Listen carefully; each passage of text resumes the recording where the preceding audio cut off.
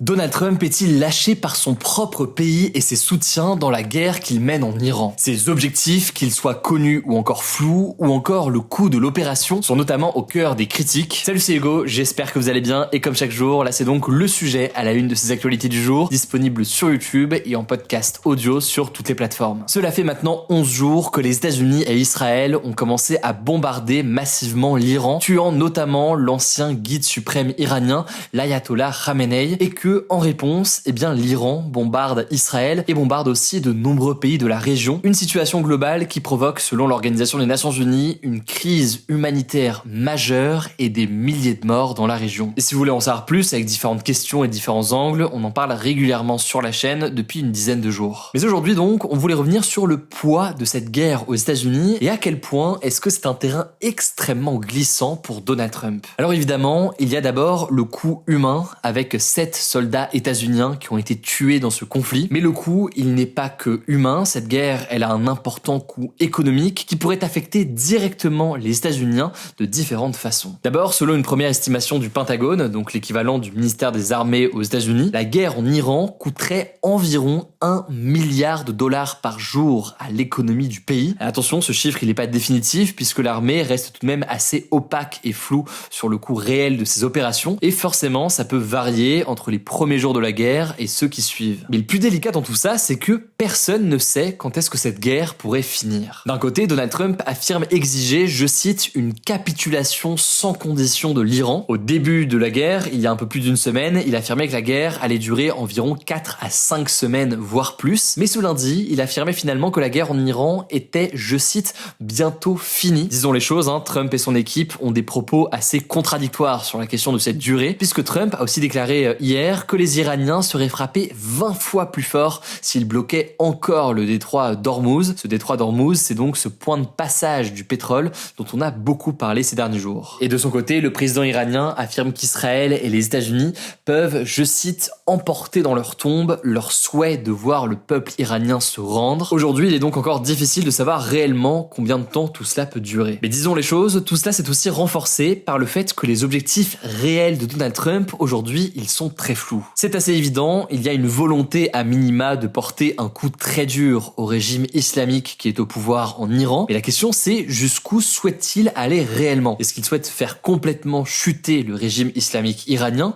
Souhaite-t-il détruire complètement les capacités militaires du pays? Est-ce qu'il souhaite détruire plus précisément les capacités nucléaires de l'Iran? Et encore, ça c'était les objectifs initiaux. Cette guerre, elle a été démarrée ici. Elle a forcément des conséquences. Faut quand même rappeler qu'il y a des négociations sur le nucléaire iranien qui étaient en cours ces dernières semaines. Et certains estiment qu'en réalité, cette guerre déclenchée par les États-Unis et Israël, elle pourrait potentiellement pousser l'Iran à se doter maintenant à tout prix en quelque sorte d'une arme nucléaire, estimant donc que la voie de la négociation n'est pas possible avec les États-Unis. Et encore, on n'a pas non plus évoqué le fait que l'Iran, depuis le début de cette guerre, tente pour s'en sortir, parce que de fait son armée est plus faible que les États-Unis, tente finalement d'élargir le conflit, d'élargir la guerre. C'est une façon pour l'Iran de se défendre. Ça passe par des frappes sur des pays du Golfe, ça passe donc par le blocage du détroit d'Ormuz. Tout cela rend finalement la fin de la guerre beaucoup plus incertaine. Mais sur tout ça, pas d'inquiétude, on prendra le temps dans les prochains jours d'analyser la situation beaucoup plus en détail. Bref, ce qui est sûr, c'est que la guerre pourrait durer longtemps, d'autant que selon Politico, le responsable des opérations militaires des États-Unis au Moyen-Orient a demandé au Pentagone de mobiliser davantage d'officiers du renseignement militaire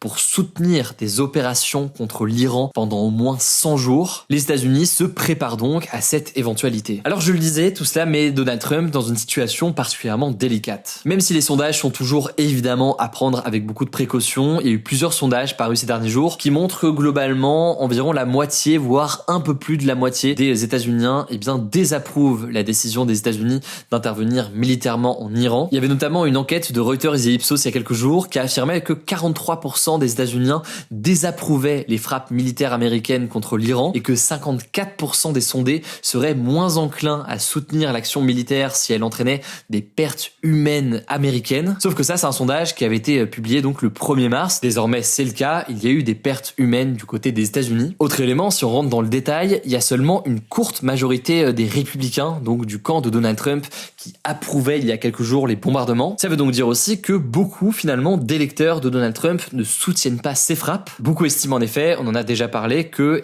ça entre en opposition ou en contradiction avec le slogan de Trump America First, donc l'Amérique d'abord. D'autant que Trump avait fait de la limitation de l'arrêt des interventions militaires coûteuses à l'étranger un des points centraux de sa campagne. Par ailleurs, la guerre se fait déjà sentir d'un point de vue économique aux États-Unis, notamment sur le prix de l'essence sur place. Tout cela pourrait donc impacter la popularité du président des États-Unis. Et il faut garder en tête qu'au mois de novembre, il y a des élections de mi-mandat qui sont très importantes, les fameux midterms.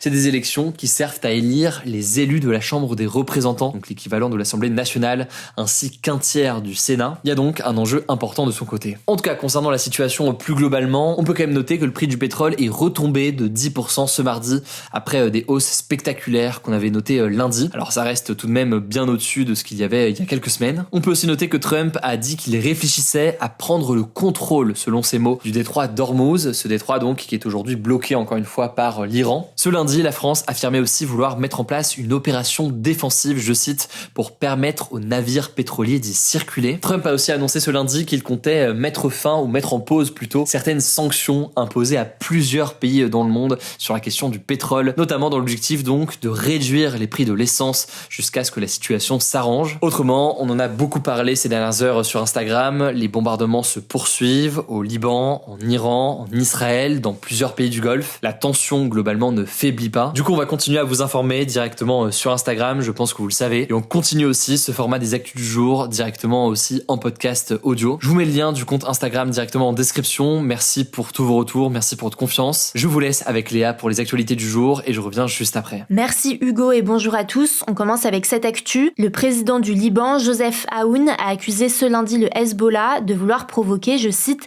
l'effondrement du pays au profit de l'Iran. Le Hezbollah, qui est un parti politique islamiste libanais, mais aussi une organisation armée classée comme terroriste par de nombreux pays, est un allié majeur de l'Iran et du Hamas à Gaza. Joseph Aoun l'a qualifié de faction armée échappant à l'autorité de l'État libanais qui ne tient pas compte des intérêts du Liban ni de la vie de son peuple. Le gouvernement libanais a par ailleurs décidé d'interdire toute activité militaire ou sécuritaire du Hezbollah au Liban. Pour mettre fin à la guerre, le président propose une trêve avec Israël, un soutien logistique pour renforcer l'armée libanaise et son déploiement dans les zones de conflit, ainsi que l'ouverture de négociations directes avec Israël sous parrainage international. Depuis une semaine, les bombardements israéliens au Liban, notamment sur Beyrouth, ont fait plus de 480 morts et déplacé plus de 500 000 personnes, selon les autorités libanaises. À noter que parallèlement, l'ONG de défense des droits humains Human Rights Watch accuse aussi Israël d'avoir utilisé illégalement du phosphore blanc sur une zone résidentielle du sud du Liban début mars, une substance chimique qui s'enflamme au contact de l'oxygène, pouvant provoquer incendie, brûlures graves et lésions respiratoires. L'armée israélienne affirme ne pas être au courant et dit ne pas pouvoir confirmer cette utilisation. À noter qu'en droit international humanitaire, les armes incendiaires ne sont pas interdites en tant que telles, mais leur usage est strictement encadré avec l'obligation pour les États de prendre toutes les précautions possibles pour protéger les civils. Deuxième actu qui concerne l'incendie du Nouvel An survenu dans une station de ski de Crans-Montana en Suisse. 5 responsables et ex-responsables de la commune sont visés par l'enquête sur l'incendie. Alors pour vous remettre dans le contexte, 41 personnes sont mortes et 115 ont été blessées dans la nuit du Nouvel An dans l'incendie du bar Le Constellation. Selon l'enquête, l'incendie a été déclenché par les étincelles de bougies scintillantes qui ont enflammé une mousse d'insonorisation au plafond du sous-sol de l'établissement. Et donc parmi les nouvelles personnes visées par l'enquête, il y a le président de la commune de Crans-Montana, Nicolas Ferraud, un ancien conseiller communal chargé de la sécurité,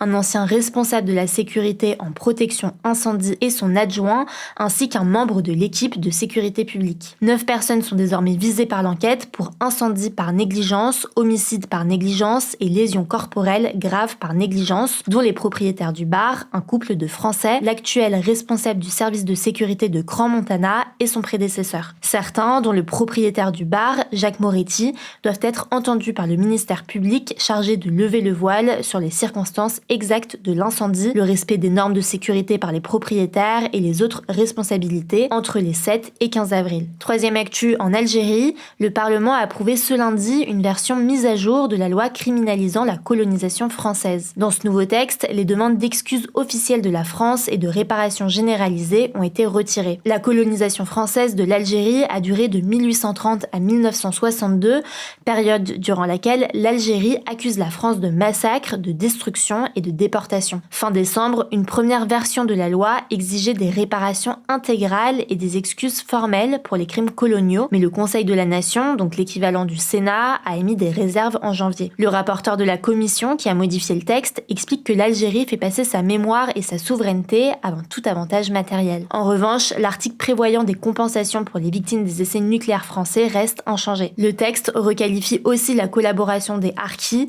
donc les Algériens ayant combattu aux côtés de l'armée française, de trahison et non plus de haute trahison. Quatrième actu, à partir de ce mercredi dès 6h du matin, il sera possible de réserver ses billets de train pour les vacances d'été. Et cette année, il y a une nouveauté, pour les trains TGV Inouï, Lyria et les Ouigo, il sera possible de réserver ses billets de train sur une période de réservation de 6 mois, donc du 4 juillet au 12 décembre 2026, contre 3 mois auparavant. Les voyages à bord de trains intercités seront ouverts à la vente, mais jusqu'au 16 septembre seulement. À noter que ce délai de 6 mois est déjà appliqué depuis longtemps pour les destinations européennes et par le concurrent italien Trenitalia, qui propose des voyages notamment vers Lyon, Marseille et Milan. Par ailleurs, la SNCF va ajouter 200 000 places dans les TGV Inouï à destination de Marseille et de Nice. Et on finit avec cette actu, et c'est une bonne nouvelle, un patient souffrant d'un diabète de type 1 a bénéficié d'une double greffe d'un rein et de cellules de pancréas à partir d'organes d'un donneur décédé. Cette opération, qui a été réalisée au CHU de Toulouse, est une première en France. Le diabète de type 1, c'est une maladie dans laquelle le pancréas ne produit plus suffisamment d'insuline,